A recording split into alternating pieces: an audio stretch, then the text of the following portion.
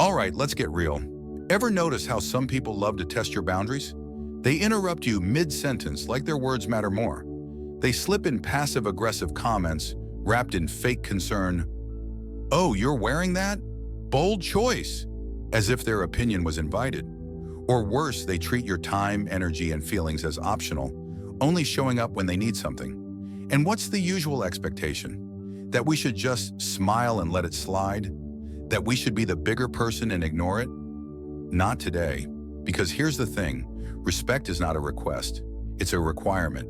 If you're done putting up with people who don't respect you, this video is for you.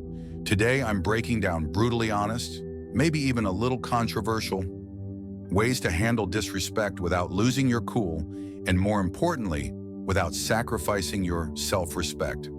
So buckle up, because by the end of this, you'll have every tool you need to show people exactly where the line is drawn. Imagine your personal boundaries as a house.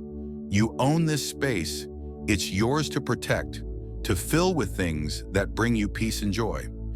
Now picture someone who constantly shows up uninvited, barging in without knocking, tracking dirt onto your clean floors, rummaging through your fridge, and making themselves way too comfortable. Would you just let them? Would you hand them a drink and say, "Make yourself at home," while they put their feet on the table? Of course not. So why let people invade your emotional space without permission? Setting boundaries is locking your door and deciding who gets access. Not everyone deserves a spare key to your energy, your time, or your peace of mind. People who disrespect you rely on your silence.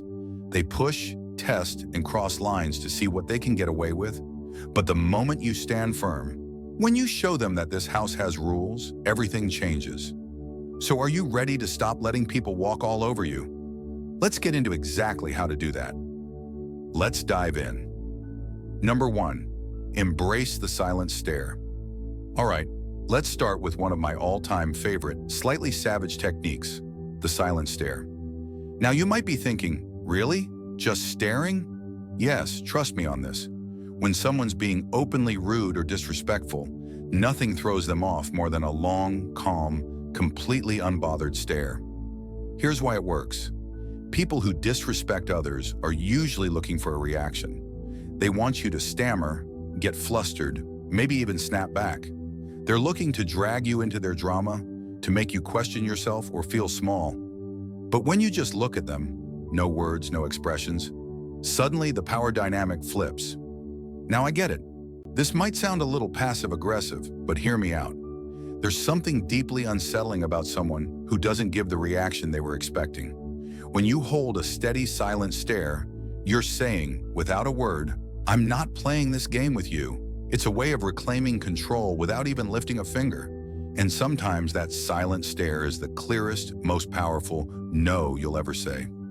Let me tell you about a time this technique worked like magic. I was in a group meeting where one guy kept talking over me, cutting me off like he was on a mission. You know the type, loud, overconfident, thinking everyone's there to listen to his wisdom. I tried interjecting, tried being polite, but he wouldn't stop. So finally, I just looked at him. I leaned back in my chair, crossed my arms, and held his gaze. No blinking, no expression, just stared. For 5 solid seconds, I said nothing. You could feel the tension build. And the best part, everyone else at the table started looking at him too, wondering what he'd do. You know what happened? He got uncomfortable, stumbled over his words, and suddenly looked anywhere but at me. He didn't interrupt me for the rest of the meeting. That silent stare did more than any words could have. And it didn't just stop his behavior in the moment. He actually started treating me with more respect after that, as if he'd finally realized I wasn't someone he could just bulldoze. Sometimes you have to show people who you are without saying a word. Let's dig a little deeper, because this is more than just a power move.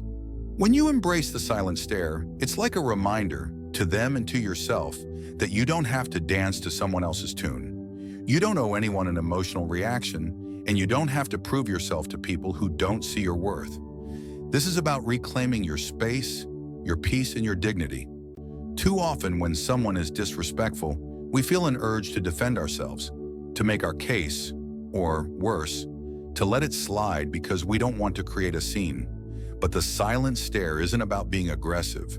It's about showing that you're grounded, unbothered, and unapologetically in control of your own emotions. It's also about accountability. People who are used to disrespecting others often do it without even thinking. They've never been called out, never faced real consequences for treating others poorly. When you give them that silent, deadpan look, it's like you're holding up a mirror. Suddenly, they're left alone with their own behavior. You're not telling them they're wrong, you're showing them. And most people don't like to see themselves like that. That's why this works. I've noticed that this silent stare tactic does more than just get the other person to back off. It also strengthens your sense of self-worth. When you stand there silent and still, you're reminding yourself that their words or actions can't shake you. I used to be the type who'd nervously laugh off rude comments or try to explain myself when someone questioned my choices. But honestly, that just drained my energy and made me feel worse. Learning to just look at someone, to let that silence fill the room without backing down, was a game changer.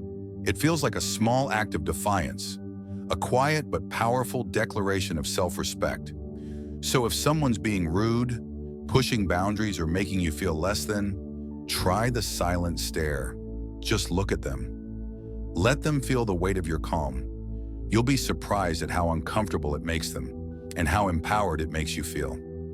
The silent stare says, I respect myself too much to get dragged into your negativity, and that's a message worth sending. Number 2, embrace silence as your answer.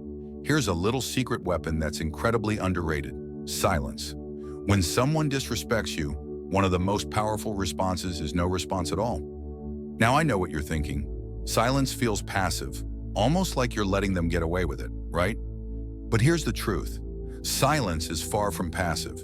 It's a choice, and sometimes it's the boldest, loudest answer you can give. When someone's throwing negativity at you, they're trying to pull you into their drama to make you feel small or defensive. But when you don't engage, when you just let their words hang in the air without responding, it forces them to sit alone with their own behavior. And that silence, it's deafening. Now here's why this works so well. People who disrespect others usually expect a reaction. They're looking for a fight, a justification, or just some kind of validation for their own behavior. But silence says, I'm not giving you my energy. By not engaging, you're keeping control of the conversation and letting them know, I'm not here to entertain your disrespect. Sometimes the most powerful way to communicate is by not communicating. It's a quiet, subtle reminder that they're not worth your time or words. I remember once being in a situation with someone who just couldn't resist making those little digs. You know the kind of person, the one who hides their insults as jokes and tries to pass them off as harmless fun. So one day he said something completely unnecessary about my work, clearly just to get a rise out of me. Normally I would have tried to explain myself, or maybe even fired back a comment. But this time, I just looked at him, raised an eyebrow, and said absolutely nothing. I let his words hang in the air, let him feel that awkward, silent pause. And you know what? He didn't know what to do. He looked at me, then looked down, mumbled something, and moved on. That moment was the last time he tried pulling that with me. It was like he realized that if I wasn't reacting, there was no power to be gained. And that's the beauty of silence. It starves disrespect of the attention it craves. Here's the deeper message. When you choose silence, you're choosing yourself. You're saying, I value my peace over your opinion of me. And that's not just empowering, it's revolutionary. So often we feel pressured to respond, explain ourselves, defend our choices, or prove our worth to people who, frankly, aren't interested in respecting us. But by embracing silence, you're refusing to play by their rules. You're taking a stand without lifting a finger. You're letting them know you're not worth my words. And it's not just about controlling the situation, it's about reclaiming your energy. Silence is like a filter. It keeps your peace intact by blocking out the negativity that others try to project onto you. The moment you stop feeling the need to respond to every rude comment, every passive-aggressive jab, you free yourself. You stop giving people access to your inner world and start living on your own terms. I'll be real with you. Learning to use silence wasn't easy for me. I used to think that if I didn't defend myself, I'd look weak or passive. But I started noticing something interesting. Every time I responded to people who disrespected me, I'd end up drained and frustrated. But when I held my tongue, when I let their comments pass by like white noise, I realized that I felt lighter, stronger, more in control. It was like I took back a piece of my power every time I chose silence over reaction. So here's my challenge to you. The next time someone disrespects you, just pause, take a deep breath, look them in the eye, and say nothing. Let your silence speak for itself. You might be surprised by how uncomfortable they get and how freeing it feels for you. Embrace silence as your answer, because sometimes saying nothing is the most powerful statement of all. Number 3, stop explaining your choices. All right, this one's going to hit home for a lot of us. Stop explaining your choices. Seriously, how many times have you made a decision for yourself only for someone to immediately start asking you why? Why did you do that? Why didn't you go to that event? Why did you take that job? People seem to think they're entitled to an explanation for everything we do. And here's the honest truth. They're not. Your choices are your own, and you don't owe anyone an explanation for how you live your life. It might sound controversial, but let's face it. If someone's questioning your choices, they're often not looking to understand. They're looking to judge. They're looking to poke holes, to make you doubt yourself, or to feel better about their own decisions by making you second-guess yours. And you know what? You don't have to play along.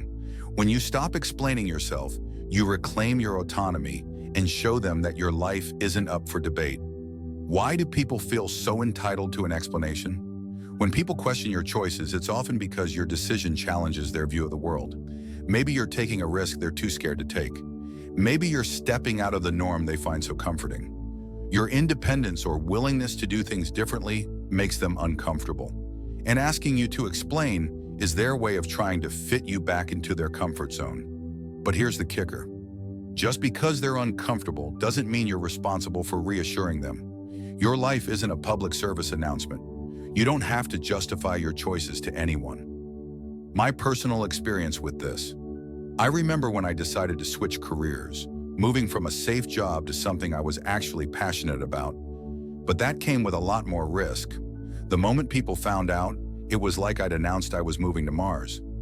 I kept getting asked, why would you leave a stable job? How are you going to make it work? At first, I'd try to explain, talk about how I wanted something more fulfilling, about how I had a plan, but I quickly realized that no matter what I said, it never felt like enough. The more I explained, the more people questioned me, poking holes, making me feel like I needed to prove myself. Then one day I decided to try something new. When someone asked, but why would you leave that job? I simply replied, because I wanted to. No extra details, no breakdown of my strategy, just a simple answer. And let me tell you, it felt amazing. The silence that followed was everything. People didn't know how to respond because I'd taken away their power to question my choices. And you know what? They eventually stopped asking. The freedom of not explaining yourself. Here's the real beauty of not explaining yourself. It's freeing. It's you standing in your own truth, knowing that your decisions are enough simply because you made them.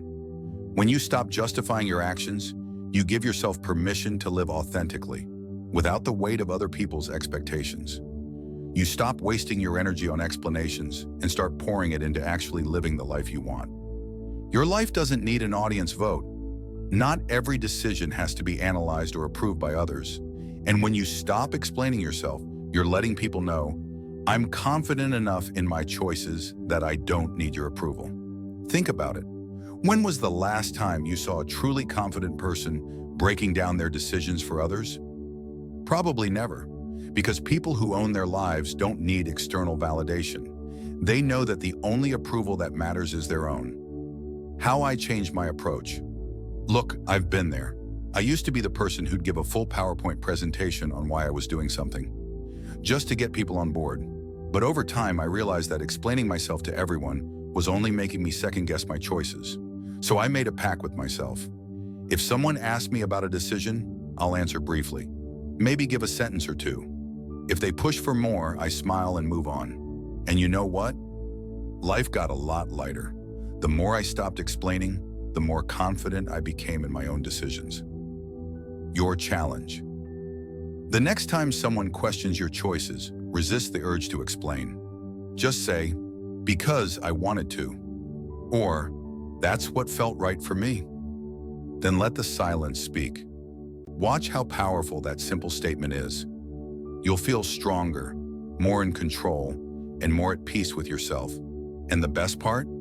You'll realize that your choices don't need anyone else's stamp of approval. They're valid simply because you made them. Number 4, keep your distance. Let's be real. Sometimes the best way to handle people who don't respect you is to just keep your distance. I know it sounds harsh, maybe even a little cold, but here's the hard truth. Not everyone deserves a front row seat in your life.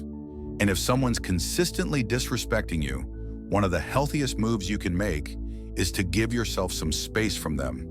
This doesn't mean you hate them or that you're being dramatic. It means you respect yourself enough to protect your energy.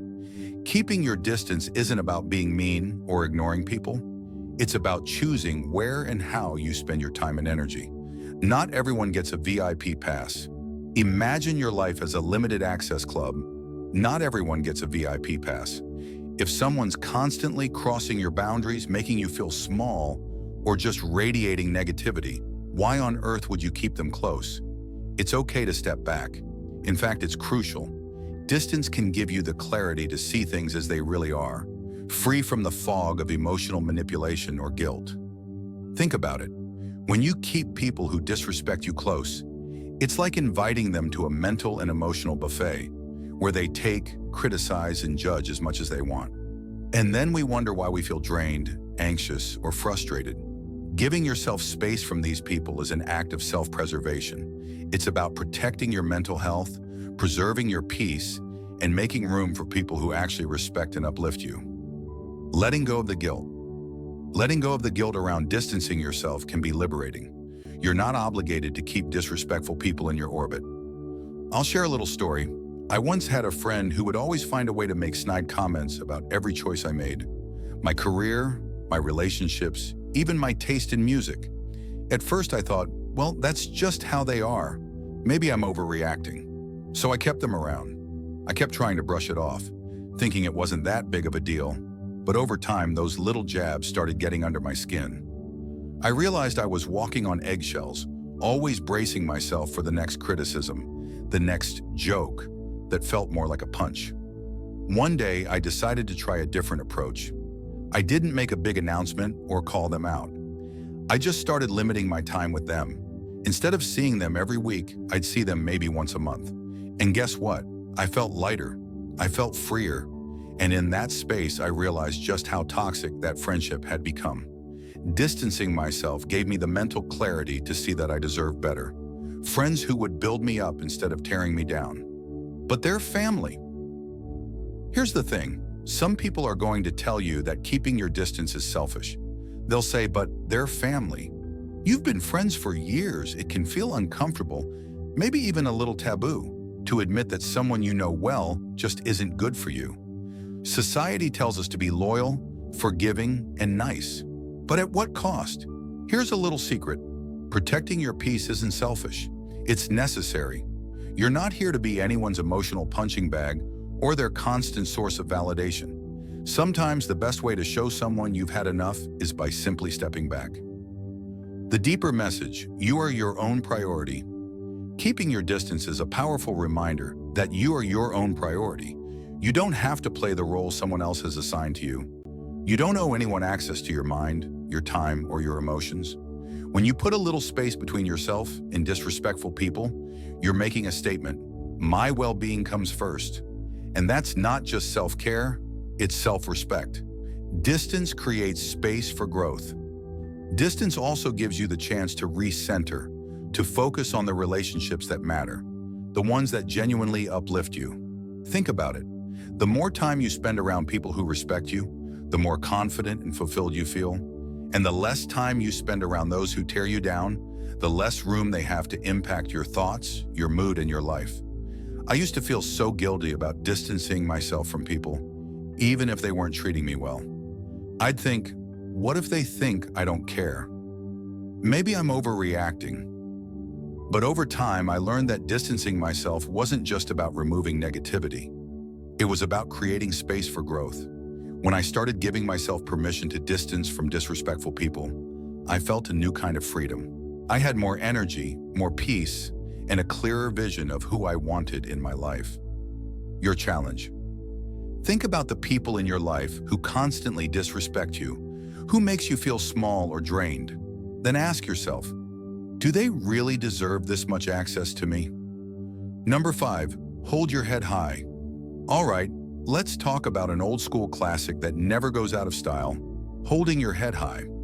Now, I know this might sound like generic advice, but trust me, this one is pure gold when dealing with people who don't respect you. Here's the thing. When someone is disrespectful, they're banking on making you feel small. They want you to doubt yourself, to lower your eyes, to shrink into yourself. But when you stand tall and hold your head high, you're saying, without a word, I know exactly who I am, and nothing you say or do will make me feel less. Confidence throws them off. Here's what's powerful about this. Confidence makes people uncomfortable, especially people who disrespect others. Why? Because they rely on the idea that their words or actions have the power to influence you, to control you in some way. When you refuse to let their disrespect touch you, when you literally stand taller and hold your head up high, you're showing them that they don't have the power to bring you down. You're unbreakable, and people who thrive on disrespect don't know what to do with that. It throws them off balance. It makes them question their power, not yours. I remember being in a situation with someone who just couldn't resist throwing little insults my way every time we met. You know the type.